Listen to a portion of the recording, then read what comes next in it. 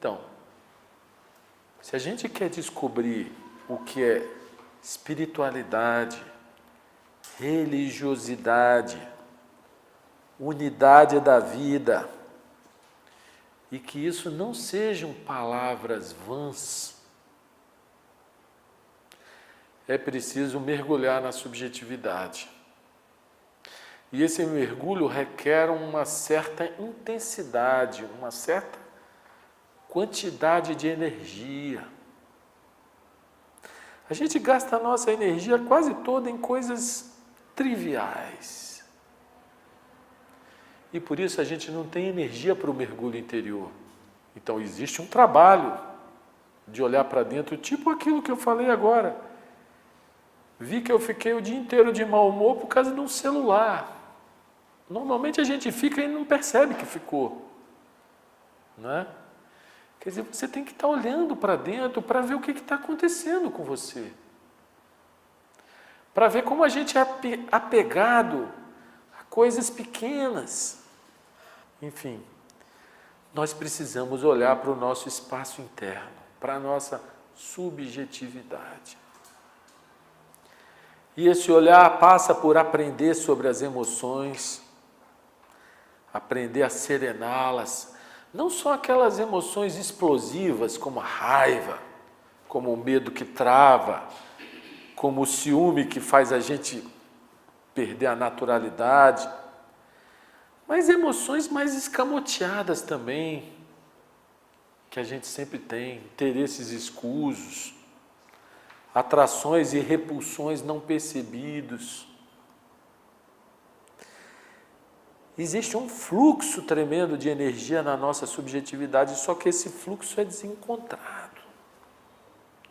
Então é preciso olhar, observar. Eu acho que o trabalho essencial de espiritualização é observar.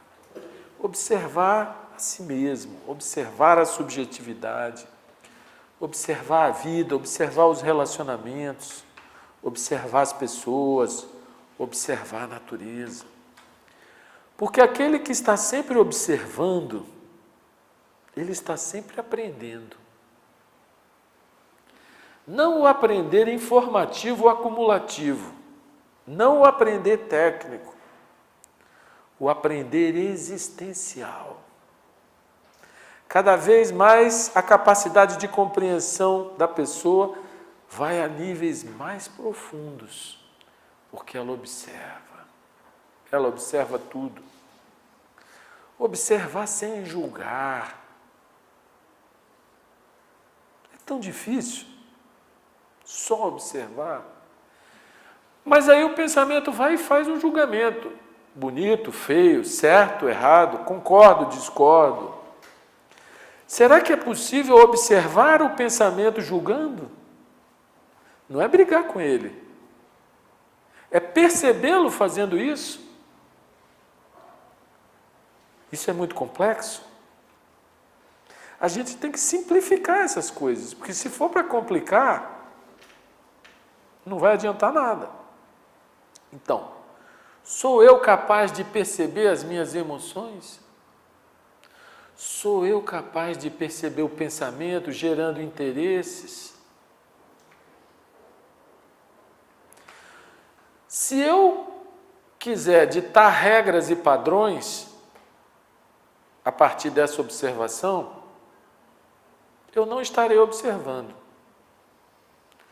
Eu estarei na infinita atividade do pensamento, imaginando, conjecturando, sofismando. Agora, se eu for capaz de observar o próprio pensamento, ele tende a serenar.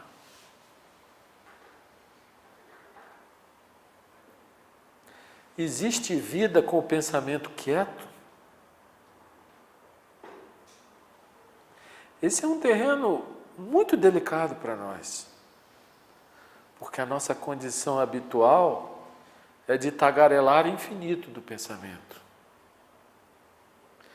Mas não vamos querer criar a dualidade em relação a esse tagarelar. O que é isso? Dualidade. Dualidade é a quebra da unidade. O que é um, vira dois. Então, quando o nosso pensamento está quieto, existe em nós uma inteligência penetrante, um afeto sem expectativa de retorno. Existe uma dimensão em que tudo é sagrado, tudo tem sentido. Quando há essa quietude interior. Mas a ferramenta que nós mais usamos é o pensamento. E o pensamento logo ele quebra a unidade ao se distanciar do fato, ao imaginar o que deveria ser.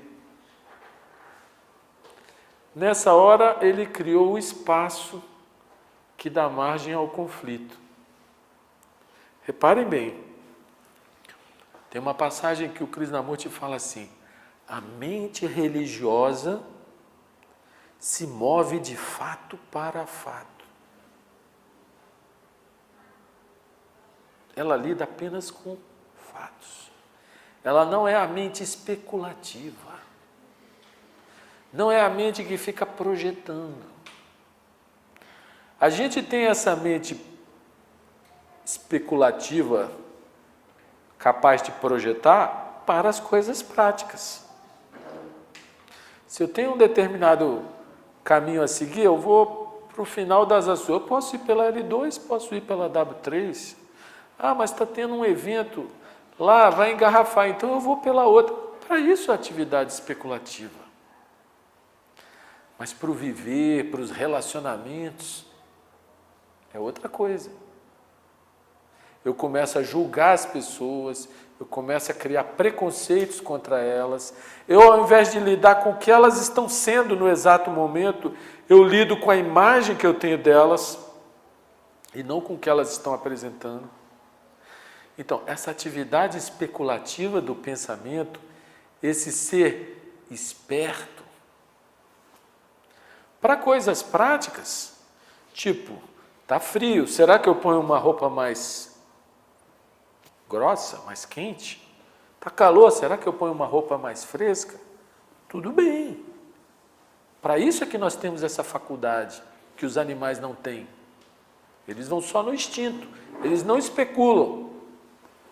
Mas essa mesma faculdade mental especulativa que nos faz humanos é a nossa glória e a nossa miséria. Por quê? Porque esse mental não é capaz de produzir relacionamentos sadios, porque ele sempre funciona em termos do eu e do meu e do interesse. Portanto, o egoísmo sempre vai ser uma característica nesse tipo de atitude mental. E a divisão. Né? A humanidade é como se fosse um único corpo cheio de células. Quantas células tem no nosso corpo? Milhões, bilhões. Todas elas servem ao corpo, à unidade que é o corpo. Agora vocês imaginam se as células começam a brigar entre si. Isso até acontece, né? Quando tem um corpo estranho, aí vem os anticorpos. Mas para quê? Para a sobrevivência do corpo, do todo. A vida humana é tão conflituada que ela não se regenera nunca. Ela é conflito o tempo todo. É como se a gente tivesse feridas no corpo e a gente, para ver a cura dessas feridas, é a própria natureza que cura, né? Você manter a asepsia da ferida, é a natureza que vai recompondo aquelas células. Mas se você faz outra ferida em cima da ferida, você não vai cicatrizar nunca. Assim é a condição humana no mundo atual. É conflito o tempo todo. é um grupo empresarial querendo devorar outro, é um sujeito no trabalho querendo se destacar mais do que o outro, é o ego querendo ser proeminente, importante, é o acúmulo de riquezas. Tudo isso em razão de uma atitude mental egocêntrica.